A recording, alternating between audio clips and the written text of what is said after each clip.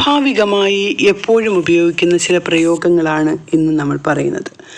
നമ്മൾ ചിലപ്പോൾ പറയും അവർ ചിലപ്പോൾ വരും, അല്ലെങ്കിൽ അവൻ ചിലപ്പോൾ വിജയിക്കും. ഇങ്ങനെയൊക്കെ പറയാറുണ്ടല്ലേ? അതെങ്ങനെയാണ് പറയുന്നത് നോക്കാം. ഇപ്പം ഞാൻ പറയാണ് അവർ ചിലപ്പോൾ വരും. അവർ ചിലപ്പോൾ വരും എന്നതിന് നമ്മൾ ഈസ് അല്ലെങ്കിൽ ആം അല്ലെങ്കിൽ ആർ ചേർത്തതിന് ശേഷം, സബ്ജക്റ്റിനോടൊപ്പം ചേർത്തതിന് ശേഷം ലൈക്ലി ടു പ്ലസ് വെർബാണ്. അതായത് അവർ ചിലപ്പോൾ വരും, they are likely to come. They are likely to come. ഞാൻ ചിലപ്പോൾ വരും, I am likely to come. അവൻ ചിലപ്പോൾ വരും, he is likely to come.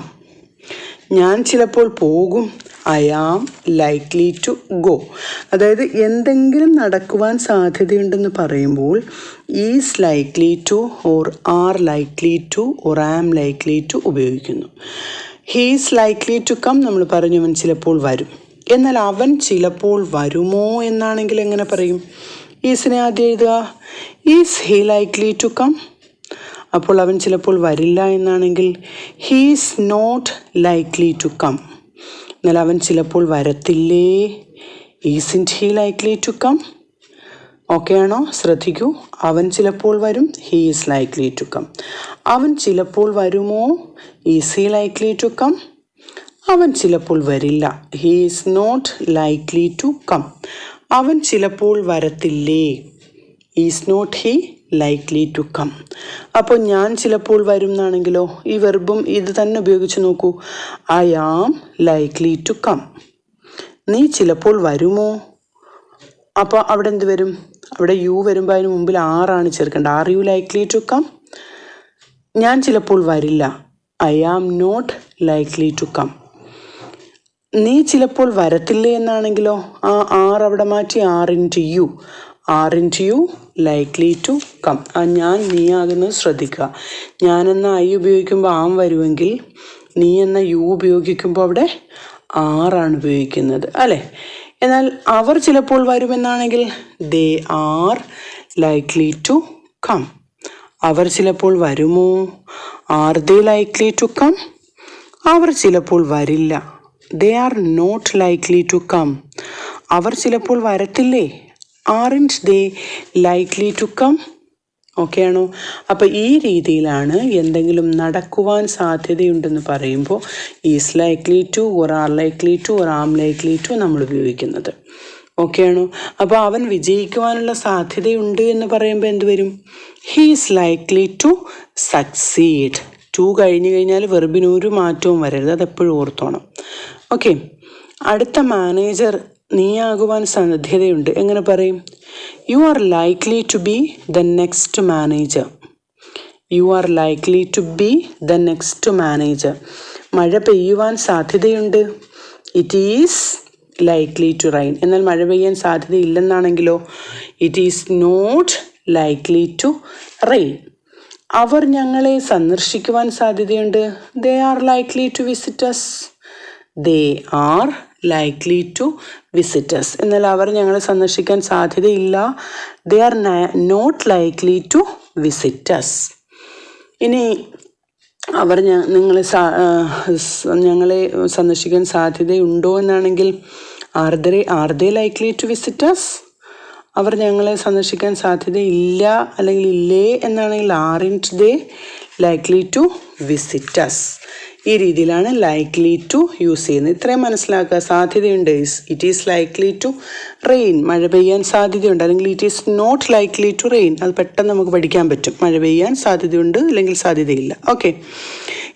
എന്നാൽ ഒരു പ്രവൃത്തി ചെയ്തിട്ട് കുറേ നാളായി എന്ന് പറയുമ്പോൾ നമുക്കതെങ്ങനെ പറയാൻ പറ്റും? ഇപ്പം നമ്മൾ പറയണം അവനെ കണ്ടിട്ട് വളരെ നാളുകളായി. ഈ കുറേ നാളായി, വളരെ നാളുകളായി എന്നൊക്കെ പറയുന്നതിനാണ് it is a long time. It is a long time. ഈ എ ലോങ് ടൈം എന്നത് ഉപയോഗിക്കുന്നത് ഇപ്പം നമുക്ക് പറയാം it is a long time since we met. നമ്മൾ കണ്ടുമുട്ടിയിട്ട് കുറേ നാളായി. അപ്പം അവനെ കണ്ടിട്ട് വളരെ നാളുകളായി. It is a long time since I saw him. Since I saw him. ശമ്പളം കൂട്ടിക്കിട്ടിയിട്ട് വളരെ നാളുകളായി. It is a long time since I had a rise in salary. ഒത്തിരി നാളായി എനിക്ക്. അത് ഇച്ചിരി പാടായിട്ട് തോന്നുമെങ്കിലും ഇറ്റ് ഈസ് എ ലോങ് ടൈമിൽ നിങ്ങൾ തുടങ്ങിയാൽ മതി. അത്രയും മനസ്സിലാക്കി വെക്കുക. എന്നാൽ അയാൾ രാജിവെച്ചിട്ട് എത്ര നാളായി എന്ന് ചോദിക്കുകയാണെങ്കിൽ അങ്ങനെ പറയും, how long is it since he resigned. അപ്പോൾ അവൻ രാജിവെച്ചിട്ട് ഒത്തിരി നാളായി എന്നാണ് പറയുന്നത്. നമുക്ക് പറയാം it is a long time since he resigned. എന്നാൽ അവൻ രാജിവെച്ചിട്ട് എത്ര നാളായി എന്നാണെങ്കിൽ എത്ര നാളെന്ന് പറയുമ്പോഴത്തേന് ഹൗ ലോങ് ചോദിക്കാം. How long is it since he resigned. അപ്പം it is a long time എന്ന് യൂസ് ചെയ്യുന്നത് മനസ്സിലാക്കി വെക്കുക.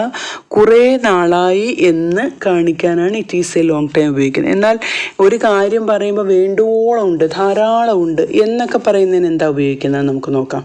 അപ്പോൾ കുറേ നാളായി എന്ന് പറയുമ്പോൾ ഇറ്റ്സ് എ ലോങ് ടൈം. എന്നാൽ വേണ്ടുവോളം ഉണ്ട്, ധാരാളം ഉണ്ട് എന്നൊക്കെ പറയാനായിട്ടാണ് ഇനഫ് ടു ഉപയോഗിക്കുന്നത്. Enough to. ഇപ്പോൾ strong enough to, clever enough to. ഇപ്പം അവന് അത് മനസ്സിലാക്കാനുള്ള ബുദ്ധി എനിക്കില്ല എന്ന് പറഞ്ഞാൽ I am not clever enough to understand. ഇതൊക്കെയാണ് നമ്മൾ എന്തിനുപയോഗിക്കുന്നത്? കോൺവെർസേഷനിൽ ഉപയോഗിക്കുന്നത്. എന്നാൽ ആ കല്ല് ഉയർത്തുവാനുള്ള ശക്തി അവനില്ല. He's not strong enough to lift that stone. He's not strong enough to lift that stone. ഈ ജോലി ചെയ്യുവാനുള്ള സമയം എനിക്കില്ല. I have not enough time or I have not time enough to do this work. I have not enough time to do this work. എന്നാൽ സമയത്ത് എത്തേണ്ട രീതിയിൽ അവൻ ഓടിയില്ല. He didn't run fast enough to reach there in time. മൂന്ന് രീതിയിലുള്ള കാര്യങ്ങളാണ് ഇന്ന് നമ്മൾ പഠിച്ചത്. എന്തൊക്കെയാണ്? ഒരു കാര്യം സാധ്യതയുണ്ട് എന്ന് പറയാൻ, ഒരു കാര്യം ചെയ്തിട്ട് കുറേ നാളായി എന്ന് പറയാൻ, ഒരു കാര്യം വേണ്ടുവോളം ഉണ്ട് എന്ന് കാണിക്കാൻ. അപ്പോൾ ഈ മൂന്നും കൂടിയുള്ള എക്സസൈസ് ഒന്ന് ശ്രദ്ധിക്കൂ. ഒന്നാമത്തെ ക്വസ്റ്റ്യൻ, അടുത്ത കമ്പനിയുടെ പ്രസിഡൻ്റ് ആകുവാൻ ജോണിന് സാധ്യതയുണ്ട്. അല്ലെങ്കിൽ ജോൺ അടുത്ത കമ്പനിയുടെ അടുത്ത പ്രസിഡൻ്റ് ആകുവാൻ സാധ്യതയുണ്ട്. രണ്ടാമത്തെ ക്വസ്റ്റ്യൻ, മഴ പെയ്യുവാനുള്ള സാധ്യതയുണ്ട്. നെക്സ്റ്റ് ക്വസ്റ്റ്യൻ, നിന്നെ സുഹൃത്ത് വിളിച്ചിട്ട് കുറേ നാളായി. നിന്നെ ആ സുഹൃത്ത് വിളിച്ചിട്ട് കുറേ നാളായി. നെക്സ്റ്റ് ക്വസ്റ്റ്യൻ, അവൾ പറയുന്നത് കേൾക്കത്തക്ക രീതിയിൽ അവൻ മണ്ടനാണ്.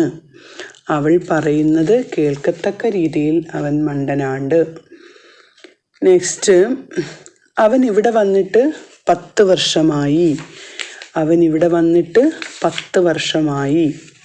ഓക്കെ ആണല്ലോ. അപ്പോൾ ആദ്യമായി കാണുന്നവരാണെങ്കിൽ സബ്സ്ക്രൈബ് ചെയ്യാൻ മറക്കരുത്. ഒപ്പം തന്നെ മാക്സിമം ലൈക്ക് ചെയ്യുക, ഷെയർ ചെയ്യുക, നിങ്ങളുടെ ഫ്രണ്ട്സിലേക്ക് എത്തിക്കുക.